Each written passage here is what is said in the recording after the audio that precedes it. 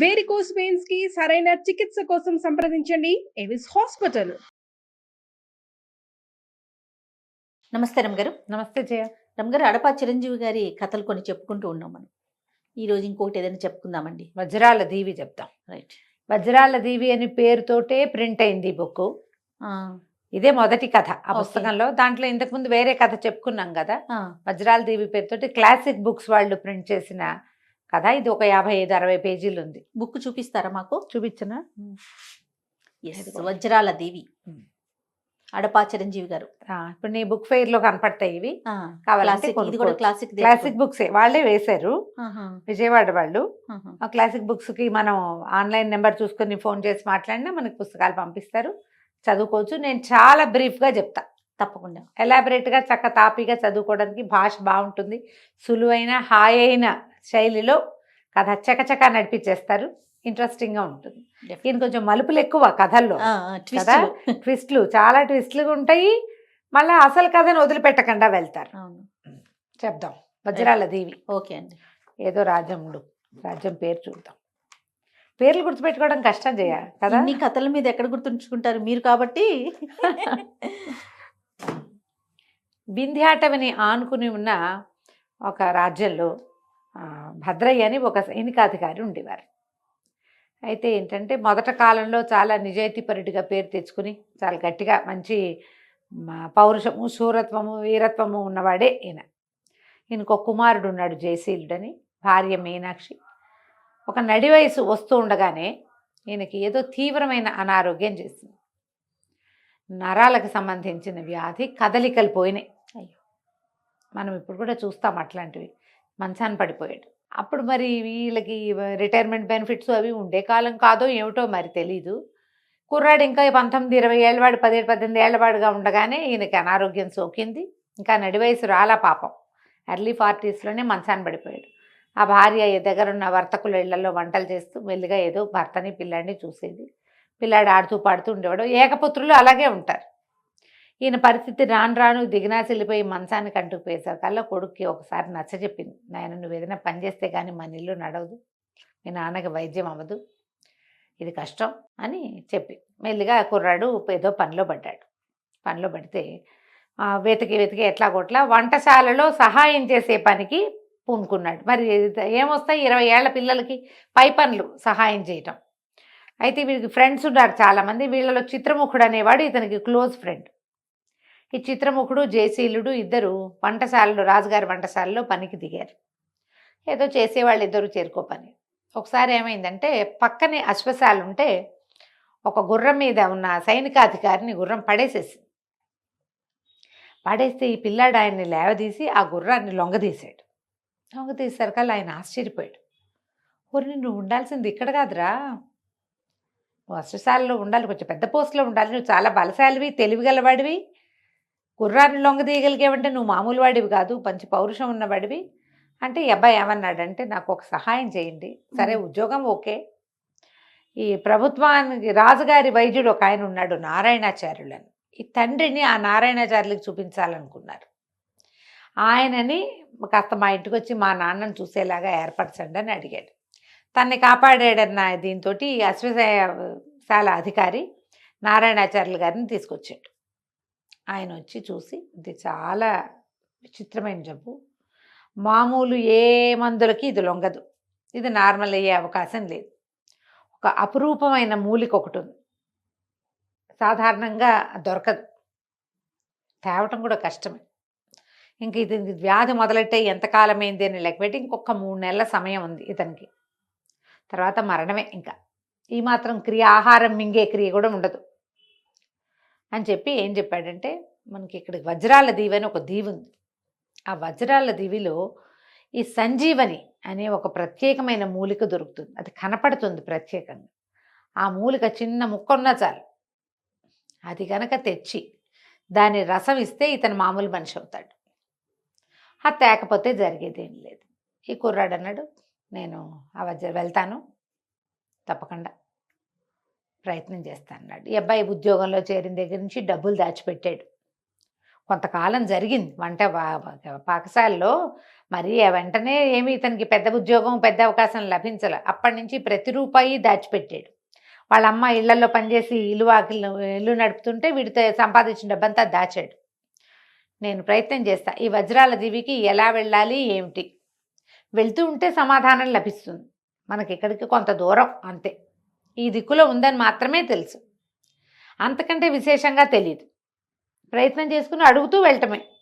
ఇదివరకు మ్యాప్లు గిప్పులు లేవు కదా ఇట్లా. గూగుల్ మ్యాప్స్ ఎక్కడ ఉన్నాయి?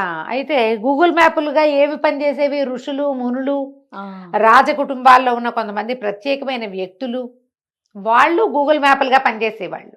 అవును. అంజన వేసి ఇక్కడి నుంచి తూర్పుగా వెళ్ళు, దక్షిణంగా వెళ్ళు, కొండ ఉంటుంది, ఎక్కు దిగు దూకు, ఒక నది ఉంటుంది దాన్ని దాటు, అక్కడ ఉంది, అలాంటివి చెప్పగలిగేవాళ్ళు. అవకాశం ఇంకో రకంగా లేదు. సరే ఇతను ఏం చేశాడు, సంపాదించిన డబ్బులన్నీ తల్లి చేతికి చమ్మ, నువ్వు పని కోసం బయటికి వెళ్ళొద్దు, ఈ ఉన్న దాంతో ఈయన ఇచ్చిన ఏదో పొళ్ళో ఏదో ఇచ్చారుగా వైద్యం నడిపించు, ఈ డబ్బులు పెట్టుకుని ఇంట్లో ఉండండి నాన్న, నువ్వు నేను ట్రై చేసి తెస్తానన్నాడు. తనతో పాటు చిత్రముఖుడిని తీసుకెళ్ళాడు. ఓకే. తీసుకెళ్తే ఓ 2 రోజులు తెచ్చుకున్న ఆహారం తిని ఒక ఊరు చేరారు. ఇక చిల్లరే, వాళ్ళ దగ్గర పెద్ద డబ్బులు ఏం లేవు. ఏదో ఆహారం రోడ్ల మీద ఏంటంటే రాజులు ధర్మసత్రాలు కట్టేవాళ్ళు, అవి ఉండేవి. అడవుల్లో పళ్ళు కాయ కసరు ఏదో ఉండేది. పల్లెటూళ్ళలో ఎవరైనా వాకిట్లో పోయే పిల్లలు ఎవరైనా కనపడితే ఎవరైనా 2-3 పనులు చేయించుకుని వాళ్ళతో భోజనం పెట్టే విధానాలు కొన్ని ఉండేవి. పొలాల్లో పనులు చేసి డబ్బులు సంపాదించుకునేవాళ్ళు. డబ్బు కంటే చాలా ప్రధానమైన అవసరం భోజనమే. అతిథి అభ్యాగతులకి అన్నం పెట్టే రోజులు, ఆ కాలం అలాంటిది. ఇప్పట్లాగా ఏర్పాట్లు చేసుకుని వెళ్ళవలసిన పని లేనే లేదు. అప్పుడు ఏదో చిన్న ఏర్పాటుతో వెళ్ళేవాళ్ళు. ఓ పేదరాజు పెద్దమ్మ దగ్గర ఆగారు. ఆవిడ దగ్గర భోజనం చేసి ఉన్న చిల్లర పైసలు ఆవిడ చేతిలో పెట్టి, ఏమిటవా మీ ఊరు విశేషాలంటే, విశేషాలుగా ఏమున్నాయి బాబు, మరి ఇప్పుడు ఇంకా నగరం దగ్గరలో ఉంది, ఈ దేశాన్ని విరూపాక్ష దేశం అంటారు, భూపాల వర్మ గారిని ఒక రాజుగారు, ఈయనకి సూర్యప్రభ అనే సౌందర్యవతైన కూతురు, ఏదో ప్రత్యేకమైన పోటీ పెట్టి పెళ్లి చేస్తామని అనుకుంటున్నారు. ఆమె పెళ్ళి విశేషమే, ఆమె విశేషమేనని చెప్పుకుంటున్నారు నాయన ఊళ్ళోను అని చెప్పారు. చెప్తే వీళ్ళకి మరి వింతలు విడ్డూరాలు చూస్తూ వెళ్తేనే కదా మనకు తెలిసేది. అంతేగా. వీళ్ళు ఆ విరూపాక్ష నగరానికి వెళ్ళడానికి ఒక 2 రోజులు ప్రయాణం చేసి అక్కడికి చేరారు. ఆ విరూపాక్ష నగరంలో వీళ్ళకి కనపడింది ఏంటంటే, ఊళ్ళోకి వెళ్తుంటేనే పెద్ద ఏనుగు కనిపించింది. ఎంత ఏనుగు, అడవి ఏనుగుని తెచ్చి ఊళ్ళో మధ్యలో నుంచోబెట్టారు ఏమిటి అనుకున్నారు. తీరా దగ్గరికి వెళ్తే తెలిసింది అది ఒక రాతి ఏనుగు. చాలామంది చూస్తున్నారు అక్కడ నిలబడి. ఏమిటి అని అడిగితే, ఎవరైతే దీన్ని ఈ రాతి ఏనుగుని, ఈ ఏనుగుని నడిపించి కోటకి వస్తారు, ఎత్తుకుని కోటకి తీసుకొస్తారు, వాళ్ళకి రాజకుమార్తెనిచ్చి వివాహం చేసి అర్ధరాజ్యం ఇవ్వబడుతుంది అని రాసింది అక్కడ. చూస్తే రాతితో చెక్కిన ఏనుగు అది. దాన్ని ఎట్లా ఎత్తుకుంటారు? మామూలు ఏనుగునే ఎత్తుకోలేరు, రాతి ఏనుగుని అసలు ఎత్తుకోలేరుగా. సరే వీళ్ళ పక్కన ఎక్కడో ఏవో పూటకోళ్ళ ఇల్లుంటే భోజనం చేశారు. ఈ ఏనుగుని పరిశీలిద్దామంటే ఆ ఊరో జనం అంతా చాలామంది అక్కడ నిలబడి చూస్తూ ఉంటారు. ప్రతివాడు వస్తాడు, చూస్తాడు. రాందగత్తి అయిన రాజకుమార్తె, విరూపాక్ష దేశం బాగా సంపన్నమైన దేశం, అర్ధరాజ్యం వస్తుంది, పిల్లని పెళ్లి చేసుకోవచ్చు, చూసి వెళ్ళిపోతారు. దీన్ని ఎట్లా ఎత్తుతాం? ఈ అబ్బాయి ఏం చేశాడు, దాని చుట్టూతో తిరగటం మొదలుపెట్టాడు. తిరగ్గా అతనికి ఏం కనపడింది, ఆ ఏనుగు నెత్తి మీద ఏమిటో 2 బొడిపలు ఉన్నట్టుగా ఉన్నాయి. నెత్తి మీద ఎట్లా ఉంటాయి బొడిపలు? పోనీ రాద్దే చెక్కాడు అనుకో, ఏనుగుగా చెక్కాలి, మధ్యలో ఈ బొడిపలు ఎందుకు పెట్టాడా అని ఆ ఏనుగు గట్టు మీద ఎక్కనా అని అడిగాడు. కొంతమంది సైనికులు అక్కడ ఉన్నారు. పర్వాలేదు బాబు, మాయం మంత్రం వాడకూడదు అంతే, మంత్రాలతోటి కుదరదు, మంత్రవాదులు ఈ పనికి పనికిరారు, శక్తియుక్తులతోటే చేయాలి. సరే ఏం చేశాడు, ఏనుగును ఒక గట్టు మీద నుంచోబెట్టారు. ఆ గట్టెక్కాడు. గట్టెక్కి దాన్ని ఇలా ముట్టుకునేసరికల్లా, పొట్ట కింద ముట్టుకునేసరికల్లా ఈ అబ్బాయికి బోలుగా తగిలింది. ఇదేంటి బోలుగా తగులుతుంది అని ఇంకోసారి కొట్టి చూస్తే వాడికి తెలిసింది అది రాతి ఏనుగు కాదు, చెక్క ఏనుగు, దారుశిల్పం అది. ఓరిని అనుకుని, ఇది ఎగరటానికి ఏర్పాటు చేశారు వీళ్ళ బొడిపలు అవేను అని చెప్పి, ఈ పోటీకి నేను సిద్ధంగా ఉన్నాను, నేను ఏనుగు మీద ఎక్కి దీన్ని తీసుకెళ్తానన్నాడు. అనగానే ఆశ్చర్యపోయారు. పైనుంచి 2 తాళ్ళు వేసి ఉన్నాయి, దాని మీద వేశారు. అబ్బాయి ఏనుగు ఎక్కాడు. చిత్రముఖుడిని కూడా వెనకాల ఎక్కించుకున్నాడు. ఈ 2 బొడిపల మీద మధ్యలో ఇంకా 2, 3, 4 చిన్న చిన్న బొడిపలు కూడా ఉన్నాయి. ఒకటి దానికి పైకి ఇట్లా యారో మార్క్ వేసింది. రెండో దానికి కింద మా యారో మార్క్ వేసింది, మధ్యలో ఉన్న వాటికి ఇట్లా అడ్డంగా గీతలు గీస్తుంది. పైది ఆ బడుపు నొక్కితే పైకి లేస్తుంది, రెండో బడుపు నొక్కితే కిందకి వెళ్తుంది. ఇది మధ్యలో నడుస్తుందని ఏం చేశాడు, ఈ ప్రజలందరూ చూస్తూ ఉండగానే ఆ పైకి యారో మార్క్ వేసి ఉన్నది నొక్కాడు. నొక్కటం ఏంటి, ఈమెను లేచింది పైకి ఏనుగు. హాహా అని ఆశ్చర్యపోయింది, ఏనుగు ఎగురుతోంది అని. గాల్లోకి లేచిపోయింది అది. ఆ కోట ఎక్కడుంది, కనుచూపు మీరలో లేదు, అక్కడెక్కడో ఉంది, అక్కడ కోట ఉంది అని తెలుస్తోంది ఏమిటో. అదేం పక్కన లేదు, దగ్గర లేదు. అక్కడ దాకా ఏనుగుని నడిపించుకుంటూ తీసుకెళ్ళిపోయాడు. ఎగురుతోంది అది. అది ఎత్తుకురమ్మన్నారు కదా, ఎత్తుకొచ్చినట్టే. ఎప్పుడైతే కోట గుమ్మం దగ్గర ఆగాడో ఆ ప్రజలంతా జయ జయ ధ్వానాలు చేస్తున్నారు, ఏనుగు ఎగిరింది ఎగిరింది ఎగిరిందని. కోట తలుపు తీసేస్తే ఏనుగుని లోపల నడిపించుకుపోయాడు. రాజుగారు కూతురు ఆశ్చర్యపోయారు, ఓహో అన్నారు.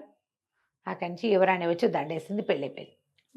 అర్ధరాజ్యం 2-3 రోజులు ఇక్కడే రెస్ట్ తీసుకున్నారు. నేను వేరే బృహత్కార పథకం మీద బయలుదేరాను అని చెప్పాడు. ఆ అమ్మాయితో పెద్ద చనువుగా లేడు అతను. మనం ఈ ప్రయత్నంలో ఏమవుతామో తెలియదు, వీళ్ళకి లేనిపోని ఆశలు పెట్టడం ఎందుకు అనుకున్నాడు. అయితే ఏమడిగాడంటే, ఇది తయారు చేసిన వాడు ఒక శిల్పి. ఈ ఏనుగుని తయారు చేసి ఈ సరికొత్త పోటీలో రాజకుమార్తెని తెలివైన వాడికే ఇవ్వాలన్న రాజుగారి సంకల్పానికి సహాయం చేసిన శిల్పిని అడిగాడు, నేను తీసుకెళ్తాను, దీన్ని ఎట్లా వాడాలి ఏంటి అని అడిగితే తీసుకెళ్ళమన్నారు. ఆయన ఏం చెప్పాడంటే, ఏనుగు బాగా చాలా దూరమే ఎగురుతుంది, ఎంత ఎత్తైనా వస్తుంది. అది ఎప్పుడైనా పాడైపోయేటప్పుడు దాన్ని అది విచిత్రమైన శబ్దాలు చేసి అటు ఇటు ఊగిపోతుంది. ఊగిపోయిందంటే దిగేసేయండి, దిగితే పేలిపోతుంది. మీరు పైన ఉంటే పేలుతుంది అది, అంత మటుకే ఆ మర పనిచేసేదంటే. ఇక సరే నన్ను ఒప్పుకుని ఆ ఏనుగుని తీసుకుని ఈ చిత్రముఖుడు జయశీలుడు ఇద్దరు కలిసి వింధ్య పర్వతాల వైపు వీళ్ళని అడిగాడు, ఈ వజ్రాల దీవి ఏ వైపు ఉంది అంటే, సరే వీళ్ళు ఉన్నది వింధ్యాటవికి దగ్గరలో ఉన్నారు, అటు ఇక్కడి నుంచి ఉత్తర దిక్కుగా ప్రయాణం చేస్తే మీకు దొరుకుతుంది. ఇక ఆ దిక్కుగా ప్రయాణం చేశారు. చాలా దూరం వెళ్ళారు. వెళ్ళాక ఏనుగు కాస్త పగిలిపోయింది, అయిపోయింది దాని పని. దిగారు. ఈ చిత్రముఖుడు అన్నాడు, నీ పని బాగానే ఉంది, నీకు రాజకుమార్తె దొరికింది, అర్ధరాజ్యం దొరికింది, ఈ ఏనుగుని ఎక్కించావు, ఇది కానీ పగిలిపోయిందా పడైపోయిందా, నా పని అంతే, నాకేం దొరకలేదంటే, ఎందుకు దొరకలేదు, రాజకుమార్తె పక్కన ఒక అందమైన అమ్మాయి తిరుగుతుంది చూడు, ఆ అమ్మాయికి నువ్వు నచ్చావు చెప్పింది, అమ్మాయి యువరాణియే చెప్తుంది, సూర్యప్రభే చెప్పింది, ఆ పిల్ల పేరు ఏదో కోమలవల్లి లాంటి పేరు ఏదో చెప్పి రాశారు, కల్పవల్లి. సూరసేనుడని వీళ్ళకి సామంతుడు రాజు, నికుంభ రాజ్యానికి రాజు. తను అడవికి వేటకెళ్తూ రాజకుమార్తెని ఇక్కడ దింపెళ్ళాడు. ఆ రాజ్యానికి వాళ్ళకు కూడా ఒక్కతే కూతురు, నువ్వు ఆ అమ్మాయిని పెళ్లి చేసుకోవచ్చు చక్కగా. ఈ ప్రయత్నంలో సఫలమయ్యామంటే వెనక్కి తిరిగి వచ్చి నా రాజ్యం నాది, నీ రాజ్యం నీది, నికుంభ రాజ్యం నీకు వస్తుంది, విరూపాక్ష రాజ్యం నాకు వస్తుందని వాడికి ఆశ పెట్టాడు. ఆ రెండో వాడికి చిత్రముఖుడికి. ఇద్దరు కలిసి దిగారు. ఇక కాస్త ఏనుగు పేలిపోయింది. ఏనుగు పేలిపోతే ఒక చోట దిగారు. దిగితే అక్కడ ఒక ముని దొరికాడు వీళ్ళకి. ఆయన దగ్గరికి వెళ్ళి నమస్కారం చేసి, ఈ వజ్రాల దీవికి వెళ్ళాలి, ఎంత దూరం అంటే చాలా దూరం, మామూలుగా వెళ్ళటం కష్టం. అయితే ఇక్కడ ఒక కిటుకుంది. ఇక్కడ గండభేరుండ పక్షులు వస్తాయి ఈ పక్కన అడవిలోకి.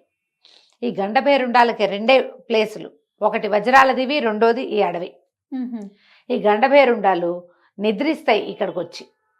ఎప్పుడైతే అవి నిద్ర కోసం సాయంకాలం పూట వస్తాయో, రాత్రిపూట మీరు గనక వెళ్ళి వాటి కాళ్ళు పట్టుకుని కూర్చుంటే అవి మిమ్మల్ని వజ్రాల దీవిలో దింపుతాయి, ఇంకెక్కడికి వెళ్ళవు అవి. ఇదే మార్గం.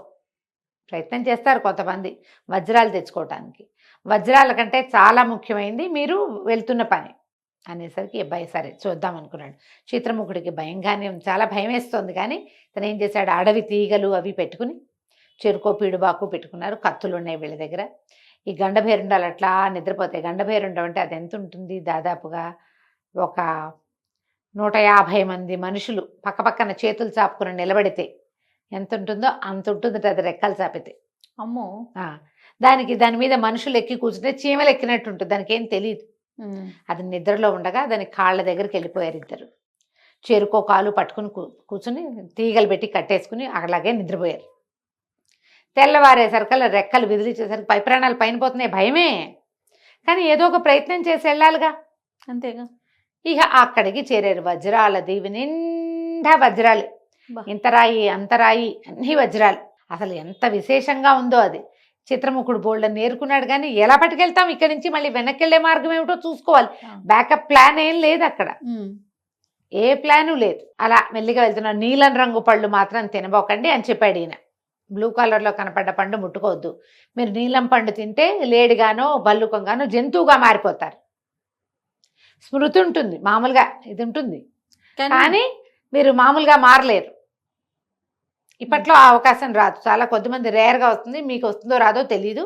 బ్లూ కలర్ పళ్ళు మాత్రం తినకండి. సరే వీళ్ళు వెళ్ళి ఇద్దరు అంతా వెతుకుతూ చూసుకున్నారు. పళ్ళు నీలం రంగు పళ్ళు ఉన్న చెట్లు కూడా ఉన్నాయి, ఆకర్షణీయంగా ఉన్నాయి, కానీ దాని చోలికి వెళ్ళల.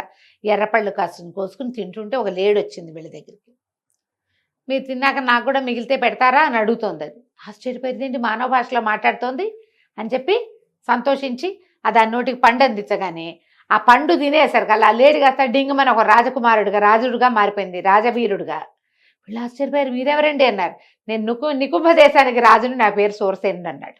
ఓ, వీళ్ళు ఆశ్చర్యపోయారు. అదేంటి, ఎక్కడ నికుంభ దేశం, మీరు ఇక్కడికి ఎందుకు వచ్చారు, మీరు అడవికి వెళ్ళారని చెప్పారే వాళ్ళు. వీళ్ళమ్మాయే అక్కడ ఉన్న రెండో రాజకుమార్తె అంటే నాకు తెలీదు, నేను అడవిలోకే వెళ్ళాను, చాలా పెద్ద సుడిగాలు వచ్చింది, నేను అటు ఇటు పడిపోయాను, పడిపోతూ ఏదో చేతుకు దొరికితే పట్టుకున్నా, తీరా అదేమో గండభేరుండ పక్షి అయింది, నేను ఇక్కడ పడ్డాను, వచ్చి ఆకలిస్తోందని పళ్ళు తినేసరికల్లా నేను ఇలా మారిపోయాను. ఓకే, మాట్లాడడానికి ఎవరు లేరు ఇక్కడ, మాటలు ఉన్నాయి మామూలుగా, నాలో నేనే మాట్లాడుకుంటున్నాను 2 రోజుల నుంచి, నెల అయింది అప్పటికి మాట్లాడుకుంటున్నాను, మనుషులు కనబడ్డారు కదా అని మాట్లాడడానికి వచ్చాను. వీళ్ళ చేతి ఫుడ్ తినేసరికి అది మామూలు అయిపోయింది.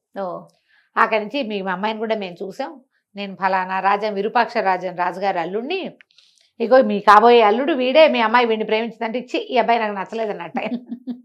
వీడు కొంచెం బొద్దుగా ఉన్నాడు, నచ్చకపోయినా సరే అది తప్పదు కదా. అక్కడి నుంచి ముగ్గురు కలిసి తిరగటం మొదలుపెట్టారు. వీళ్ళకి ఏమిటి, ఆ ప్రత్యేకమైన మూలిక దొరకాలి, దానికోసమే వెతుకుతున్నారు. అంతా నడిచి అన్ని పక్కలా చూస్తున్నారు. ఆ మూలిక ఎలా ఉంటుందో తెలీదు, కంటిని ఆకర్షిస్తుందని మాత్రమే చెప్పబడింది. వీళ్ళకి వెళ్ళగా ఒక ఒంటికన్ను రాక్షసుడు ఒకడు కనపడ్డాడు. ఆ రాక్షసుడితో యుద్ధం చేశారు. రాక్షసుడు వెళ్ళిపోయాడు. అక్కడి నుంచి ఇంకా అడవిలోకి ముందుకెళ్తే ఒక పెద్ద చెట్టు, ఆ చెట్టుకి లోపల ఇట్లా చుట్టుకుని ఈ సంజీవని వేరు అతనికి కనపడింది. చెట్టు ఎంత మెరిసిపోతోందో, ప్రత్యేకంగా కనపడుతుంది. మామూలుగా చెట్లు అట్లా ఉండవు కదా. అది చూసి దగ్గరికి వెళ్ళే లోపల ఇతనికి ఒక విషయం తెలిసింది. అందంగా ఉంది ఆ పువ్వు, ఆ చెట్టు. ఈ సంజీవని పట్టుకుని, ఓషధి పట్టుకుని ఉన్న చెట్టు కూడా భలే అందంగా ఉంది. ఏదైనా జంతువు దగ్గరికి వెళ్ళేసరికల్లా ఆ చెట్టు భీకరంగా మారిపోతుంది.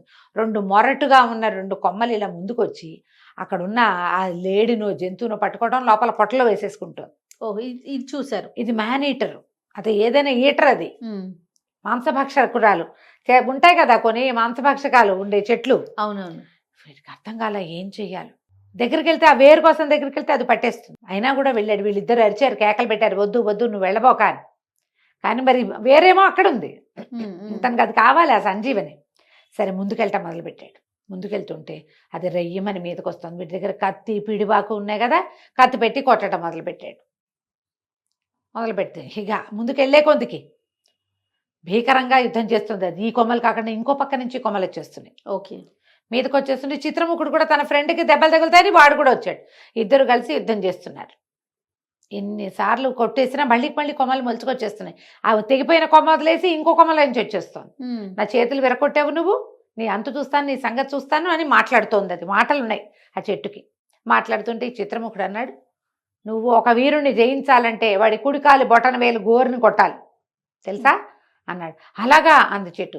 మరి నిన్ను కొట్టాలంటే ఏం చేయాలంటే నా నెత్తి మీద ఉన్న కొమ్మని కొట్టాలిరా అనటం ఏమిటి. ఈ జయశీలుడు ఒక్క ఎగిరి ఆ నెత్తి మీద ఉన్న కొమ్మని కొట్టేశాడు. ఓకే, ఎప్పుడైతే తల తెగిందో ఆ ప్రాంతంలో ఒక యక్షకన్య వచ్చింది. ఓహో, ఆమె ఏం చెప్పిందంటే, ఎన్నేళ్ల నుంచో నేను ఇక్కడ పడున్నాను, ఇలా మాంసభక్షణతోటే నా జీవితం గడుస్తోంది. అయితే నా అదృష్టం ఏంటంటే ఈ సంజీవని ఔషధిని కాపాడడానికే నేను ఇక్కడ ఉన్నాను. ఈ ఔషధి కావాల్సినంత తీసుకోండి, మీకేం సహాయం కావాలో చెప్పండి.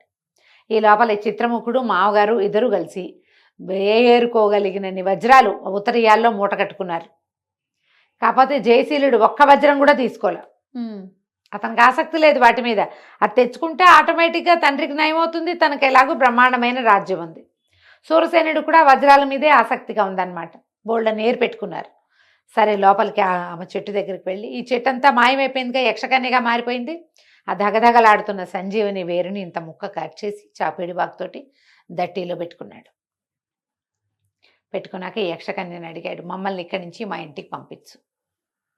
రకరకాల దారులు మారుతూ మేము ఇక్కడికి వచ్చాము, ఎంతో దూరాన్ని ఉన్నాం, మేము ఎట్లా వెళ్ళగలుగుతామో తెలియకుండా ఉందంటే సరేనని ఏం చేసింది, ఆమె ఒక హంసవాహనాన్ని ఒకటి సృష్టించి ఇచ్చింది. ఇది ఎక్కి వెళ్ళిపోండి, మీరు 2 రాజ్యాలకి ఇది మిమ్మల్ని దింపుతుంది. అది ఎక్కి కూర్చుని ఏరుకున్న వజ్రాలన్నీ మూటలు మూటలుగా దాని మీద పెట్టుకుని ఓకే. ముగ్గురు అక్కడి నుంచి బయలుదేరి వచ్చేసారు. ఇది నేను ఎంత స్పీడ్గా చెప్పేశాను ఈ కథని. చిన్న చిన్న ట్విస్టులతోటి మధ్య మధ్యలో రకరకాల దారులు, వీళ్ళు ఏ ఏ దారుల్లో వెళ్ళారు, ఎక్కడ ఏ ప్రాంతంలో ఏముంది చక్కగా రాశారు వివరంగా. పుస్తకం తెప్పించుకుని చదవండి. డెఫినెట్గా. అక్కడికి వెళ్ళాక ఇవి తీసుకుని సొంత ఊరికి తీసుకుపోయారు. ముందు తీసుకెళ్తే ఇంకా సమయం తక్కువ ఉంది వీళ్ళకి. ఆ నారాయణాచార్యులు గారు వచ్చి దాన్ని రంగరించి ఆ భద్రుడు అనే ఈ పిల్లవాడి జయశీలుడి తండ్రికి మందు చేసి ఇచ్చారు. చిన్న ముక్క మిగిలితే ఆయన అపురూపంగా ఇంత వైద్యం చేసినందుకు జాగ్రత్తగా పెట్టుకున్నాడు. ఆయన ఎవరికైనా ఇలాంటి ప్రాబ్లం వచ్చినప్పుడు దీన్ని వాడుకోవచ్చు అని చెప్పి ఓ ముక్క ఉంచుకుని ఈయనకి వైద్యం చేసేసరికల్లా మెల్లిగా 2-3 రోజుల్లో శరీరం స్వాధీనపడి నార్మల్గా లేవగలిగాడు. తర్వాత ఈ జయశీలుడికి అమ్మాయికి పెళ్లి చేసేసారుగా ముందు. ఇతను తన రాజ్యానికి, తన మామగారి రాజ్యానికి వెళ్ళిపోయాడు. సూరసేనుడు కూడా ఈయన మొదట ఈ పెళ్లి కుమారుడు నచ్చలేదు, కానీ వాడు తెలివిగలిగిన వాడు, సాహసి, అవన్నీ అర్థమైనాయి కదా. ఆ చెట్టుని నిజ దాని ప్రాణ రహస్యం ఏంటో అతనే కదా అడిగాడు. దాంతో ఆయన కూడా తీసుకెళ్లి తన కూతుర్నిచ్చి వివాహం చేసి నికుంభ రాజ్యానికి చిత్రముఖుడు, విరూపాక్ష రాజ్యానికి జయశీలుడు రాజులయ్యి హాయిగా కాలక్షేపం చేశారు. ఆ వజ్రాల దేవి నుంచి తీసుకున్న వజ్రాలు ఏం చేసావురా అని అడిగితే అన్నీ మా మామగారు తీసేసుకున్నారు, పిల్లనిచ్చాను, రాజ్యాన్ని ఇచ్చాను, నీకెందుకు అని ఏం చేస్తున్నాడు, కాగా రాళ్లతో అచ్చంగాయలు ఆడుకుంటున్నాడు అనమాట. ఆయన ఏమో ఆయనే ఉంచుకున్నాడు. అదే. అయితే ఈ వీళ్ళు ఏం చేశారంటే, కొన్ని చిత్రముఖుడు తను ఇంత దూరం తీసుకెళ్ళాడు కాబట్టి స్నేహితుడి తల్లికి, భార్యకి కొన్ని ఇచ్చాడు వజ్రాలు. ఇస్తే ఎవరైనా సహాయం అవసరమైన వాళ్ళకి ఈ డబ్బుతో సాయం చేయండి అని ఆ కోడల రాజకుమార్తె కూడా అత్తగారికే ఇచ్చేసిందట. వాళ్ళు మాత్రం తమ రాజ్యంలోనే ఉండిపోయారు. జయశీలుడు తన మామగారి రాజ్యానికి వచ్చి రాజ్యాన్ని కాపాడుతూ ఉన్నాడు. కథ కంచికి మనం ఇంటికి. చాలా చాలా బాగుంది రమ్మ గారు. నమస్తే. నమస్తే.